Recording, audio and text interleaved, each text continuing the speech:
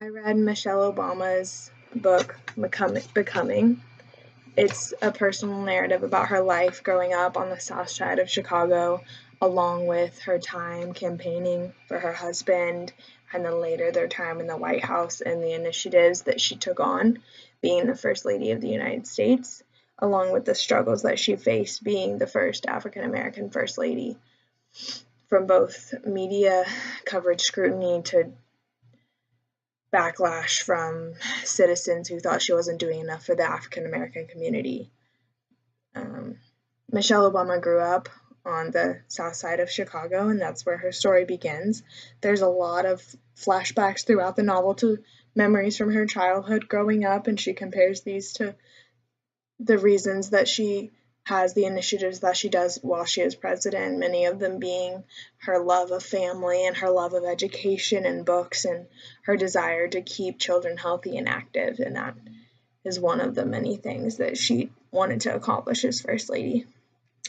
The novel starts with her growing up in the south side of Chicago, living above her aunt and uncle's house, a small house that she lived in with her mom, dad, and her brother Craig.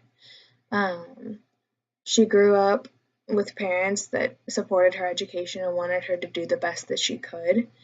And she went to a school that had rich students in it and students that were affluent and had money. And so she was exposed to that at an early age, realizing that there were disparities in income and the abilities and the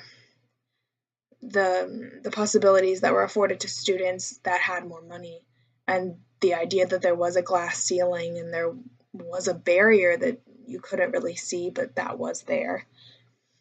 And there were some things that just weren't possible for some students. She ended up graduating from high school and going to Princeton, which is a big deal in the sense that her high school counselor told her that she shouldn't apply to Princeton, that it was a waste of her time and she should look elsewhere. That comment being incredibly detrimental to her, but she chose to persevere and continue. But including that in the novel seems to highlight that minority students are often told, no, you shouldn't be setting your sights this high, you should be setting lower, you're going to be disappointed, there's no reason to try, which is a continuing cycle. So when those students are not pushing themselves, their children don't push themselves, and the community stays flatline. The novel goes on to talk about her time after Princeton, working at a law firm, and then later meeting Barack Obama whenever she's basically schmoozing at the law firm trying to get to hire him. They begin dating and she quickly falls in love with him and they get engaged, and then they live together. He goes to law school, he finishes a law degree, they start working in public service. She quits her job as a lawyer, starts working at a hospital. He is a community organizer. Then he's approached to run for political office, and he slowly works his way up throughout the years. And as he's working his way up through the political field, she begins to see the disparities that come along with this, and that even as a low senator, they're being attacked for taking time off just to help their sick daughter or spend time with family. Along with that, even now, she's still being told that she shouldn't act this way, or she's acting white, which is something that she was told whenever she was younger. If she spoke in an educated manner with words that were complete instead of short word sentences, her friends would tell her, you're acting white, you're not acting like us, you're being snobby. And I think she includes this to show that this is a cultural standard and there's nothing wrong with it, but teachers should realize that the students are not unintelligent. This is just how they speak.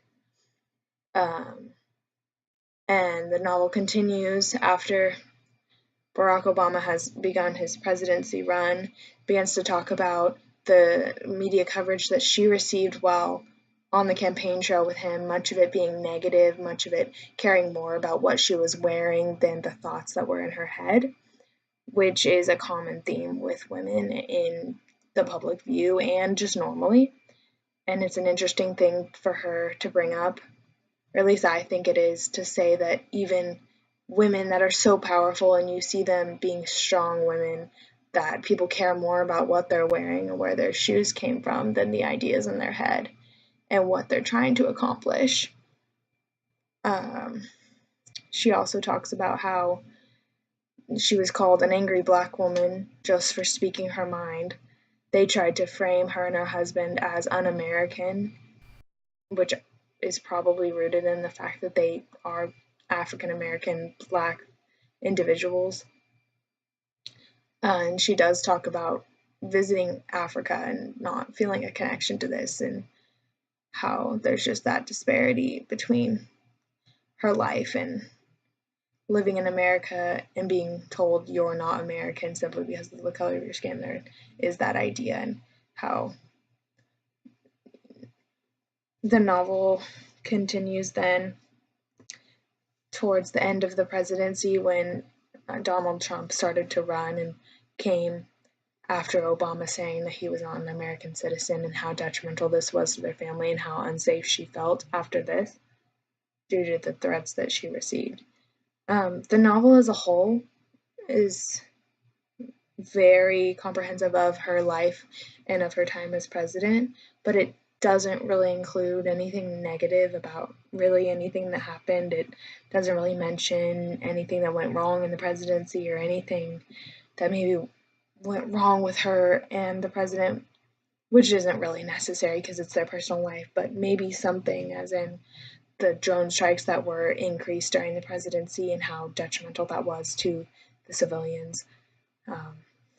Other than that, the novel does touch on feminine issues and educational issues and health issues, and kind of does a decent job of stating these facts, but also giving her opinion, but not really forcing it on the reader and allowing them to take these experiences for themselves and make their own opinions based on them. That's it. That's my book review. Don't know. Hopefully you liked it, and hopefully someone else will read this and enjoy the book as well.